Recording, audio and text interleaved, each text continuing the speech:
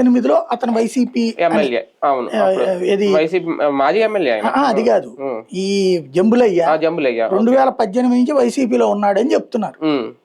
2018 అంటే ఎలక్షన్స్ ముందు అప్పుడు చేరి, ఒకవేళ ఈ ఎలక్షన్స్ ముందు ఏమైనా జనసేనలో చేరాడా? ఎందుకంటే ఇతను ఆ ఫోటోలు రిలీజ్ చేశాడు రీసెంట్ గా, ఇతను జనసేన వాళ్ళతో ఉంటున్న ఫోటోలు. వీళ్ళు ఎంతసేపటికి అక్కడ విగ్రహం ధ్వంసం అయింది, మేము యాజిటేషన్ స్టార్ట్ చేసామని కానీ డైవర్ట్ చేయడం కోసం తెలుగుదేశం ముద్ర వేశారు.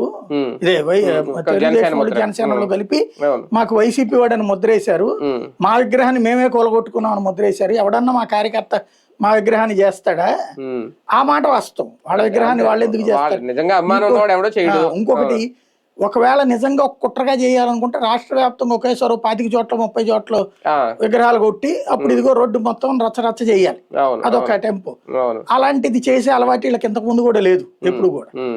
ఎంతసేపటికి వీళ్ళు డిఫెన్స్ లోనే ఉంటారు కానీ వైసీపీ వాళ్ళు అఫెన్సివ్ యాక్టివిటీ చేసిన దాఖలాలు అదే కదా. ఈ తరహా కుట్రలు అంటే నిజంగా కొత్త అనుకోవాలి. లేదు, ఒక్క విగ్రహం కోసం నంద్యాలలో పెట్టుకుని ఏం చేస్తారు వీళ్ళు అందులో. కాబట్టి అక్కడ వీళ్ళు అలా చేసే రకాలే, ఏది ఎదురోళ్ళని క్యారెక్టర్ అసాసినేషన్ చేయడానికి చేసే రకాలే. కాబట్టి ఇప్పుడు ఆ జంబులయ్య అనే లోకల్ గా ఇదివరకు అయితే మన మీడియా మన స్ట్రింగర్ ని ఆ ఏరియాలో ఉన్నటువంటి స్టాఫ్ రిపోర్టర్ని పంపించి, అతను ఇదివరకు ఏ పార్టీలో ఉన్నాడు, ఇప్పుడు ఏ పార్టీలో ఉన్నాడు, ఏం చేస్తాడు